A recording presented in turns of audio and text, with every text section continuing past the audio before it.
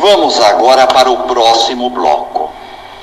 Jesus, meus irmãos, ele falou sobre a reencarnação para Nicodemos nesse diálogo, mas ele não falou apenas sobre a reencarnação, ele não falou somente do reencarnar, ele também falou do renascer, o renascer do Espírito, e com isso ele abriu novos horizontes aos vastos conhecimentos que aquele chefe, que aquele doutor da lei já conhecia.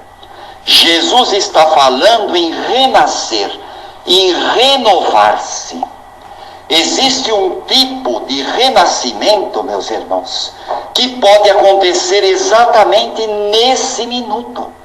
É o renascer do Espírito, quando a partir deste momento, a partir desse instante, meus irmãos, nós podemos começar o trabalho de renovação, a transformação interior.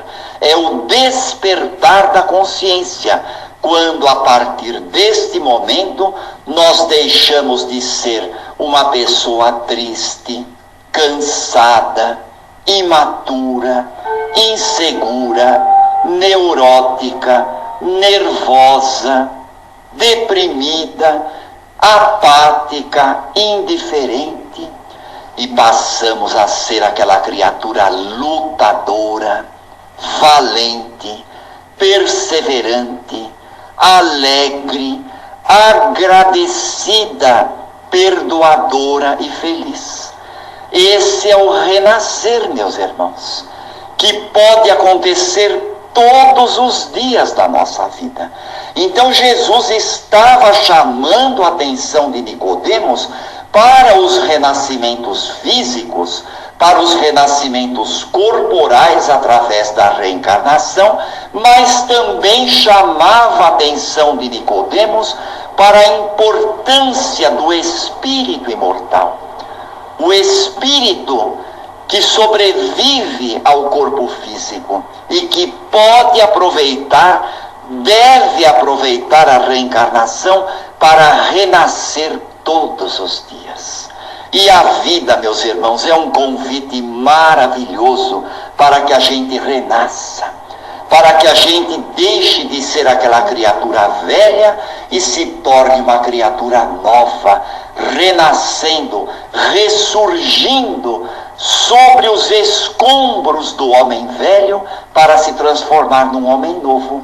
E aliás, o apóstolo Paulo, meus irmãos, ele tem um ensinamento lindíssimo numa de suas epístolas, quando ele diz: ainda que o homem exterior se corrompa, o homem interior renova-se de dia em dia. É a reencarnação e a renovação, é o renascimento e a transformação, caminhando juntos. Renascer e reencarnar, reencarnar e renascer. Jesus fala em renovar-se. Não basta simplesmente reencarnar. Não basta simplesmente voltar ao palco terrestre inúmeras vezes. Porque se a gente fica indo e voltando, meus irmãos, nós ficamos nesse bate-volta de reencarnação. Nós ficamos nesse lero-lero, na condição de alunos repetentes que ainda não conseguiram aproveitar as lições da vida. E Jesus pede mais de nós. Jesus nos pede para sermos aqueles aprendizes disciplinados, interessados em aprender as disciplinas da vida, interessados em frequentar esta grande sala de aula que é o planeta Terra, mas com o desejo de aprender as lições que nos são dadas por Ele através desses benfeitores espirituais, dessas verdadeiras falanges de espíritos protetores que fazem de tudo para nos ajudar. Não fazem aquilo que nos compete fazer, mas que fazem de tudo, nos dão aquela força maravilhosa para que a gente possa renascer a cada instante. E para isso, meus irmãos, faz necessário melhorar-se, esculpir a alma, aparar as arestas da alma, e por isso o Criador nos dá oportunidades maravilhosas e mensagens muito claras, meus irmãos, claras como a água, cristalinas como o sol. Vejamos alguns exemplos, meus irmãos, que vão aclarar bem o nosso raciocínio. Nós chegamos aqui na Terra como bebês, não é verdade? Nós chegamos ocupando aquele corpo físico tão tenro, como nenezinhos desprotegidos, não é verdade? Os nossos primeiros gritos são de choro para atrair o cuidado dos nossos pais. Nós atraímos o amor dos nossos pais e vamos reaprendendo tanta coisa que nós já sabíamos antes. Aprender a falar, aprender a andar, aprender a comer, aprender a se lavar, a se higienizar. Tudo isso, meus irmãos, em nome desse projeto de renovação. Recebemos uma família. Olha que beleza, meus irmãos, a família, que é o primeiro lar, que é a primeira escola, não é mesmo? A primeira escola para a reeducação dos espíritos reencarnados ainda é o lar, como diz o grande Emmanuel em O Consolador. Enquanto a escola instrui e informa, patrocinando a formação de indivíduos cultos, enquanto a escola instrui para formar o cidadão, só o lar é que poderá formar o verdadeiro homem, o espírito imortal, com a sua bagagem de conhecimentos, como diz o grande benfeitor Emmanuel. E na família, meus irmãos, nós vamos encontrar os nossos amores, aqueles espíritos com os quais nós temos já uma amizade muito bonita, mas também vamos encontrar desamores, vamos encontrar cobradores do passado, credores do passado. Tudo isso, meus irmãos, para que nós possamos nos adequar à nossa família, fazer o treinamento do perdão, né? E viver em harmonia, transformando inimizades em afetos. Então a família, ela não é aquele mar de rosas, mas também não é o instituto da desdita. É um verdadeiro laboratório de experiências e aprendizados, onde nós reaparecemos muitas vezes no palco da vida, ensaiando na condição de atores da vida a mesma peça na qual muitas vezes fracassamos em existências passadas. Vamos continuando aqui a nossa palestra e nós temos também, meus irmãos, os ciclos da vida. Esses ciclos para os quais nós precisamos prestar atenção. A existência e a natureza são repletas de ciclos, justamente para que nós possamos, de tempos em tempos, avaliar, aprender e renascer, porque renascer significa renovar. Por exemplo, quando cada ano termina, nós sempre analisamos o ano que passou, fazemos aquela espécie de balanço daquilo que nós fomos, daquilo que planejamos, o que nós conseguimos, o que deu certo, o que deu errado, o que precisa ser melhorado. Traçamos metas para o ano que começa e perseguimos essas metas. Cada ano nós somos novos eus, novas criaturas em busca de perfeição. Há também os ciclos de nossos anos de vida no planeta. São os chamados aniversários. Cada novo ano completo aqui, cada primavera que a gente colhe no jardim da vida, não é mesmo? Fazer aniversário é muito gostoso. É é sempre colher uma primavera no jardim da vida, não é verdade?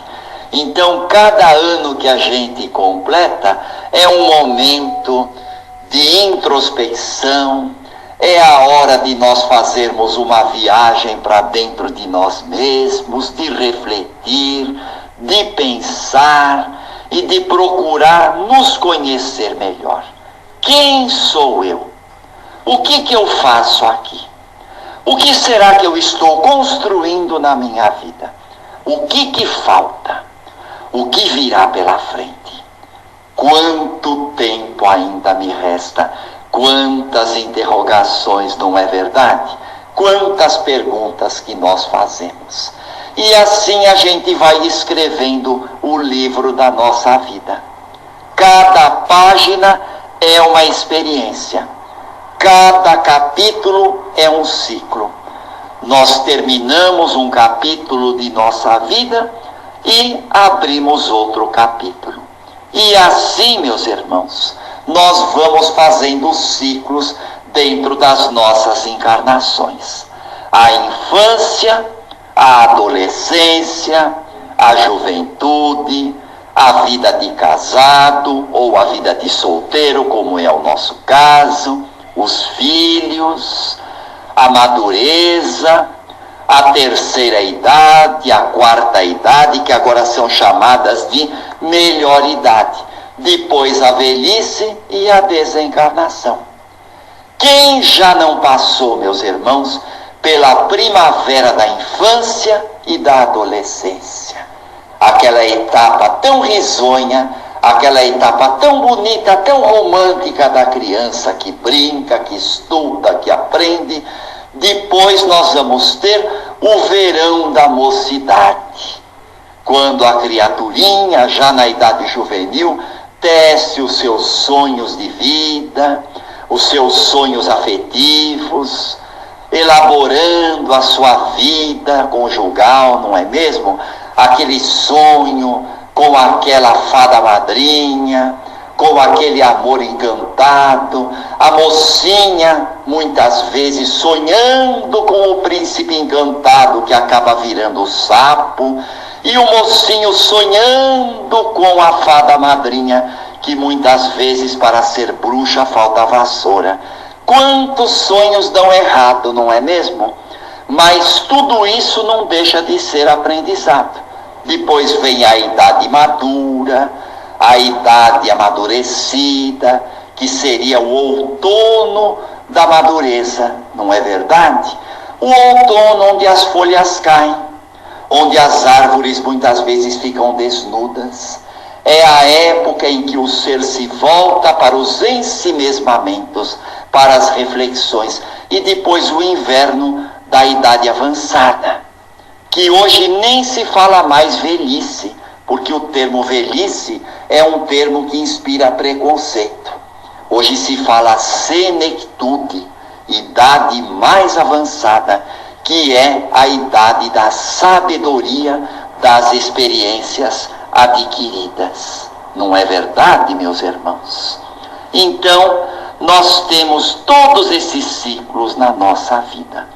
Existem pessoas que estão renascendo com 60, com 70, com 80 anos, dando a si mesmas uma nova fase, uma nova chance de viver, uma nova chance de amar, de aprender. Afinal de contas, meus irmãos, nunca é tarde para amar, nunca é tarde para aprender, nunca é tarde para viver com intensidade, nunca é tarde para renascer, nunca é tarde para perdoar. Então, meus irmãos, nós podemos assim renascer, renascer a cada dia, renascer com as manhãs, renascer com cada nascer do sol, renascer com uma nova chance que o Criador nos dá quando nos levantamos de nossos leitos, a chance de nos reinventarmos, a chance de fazer de novo, a chance de fazer o certo.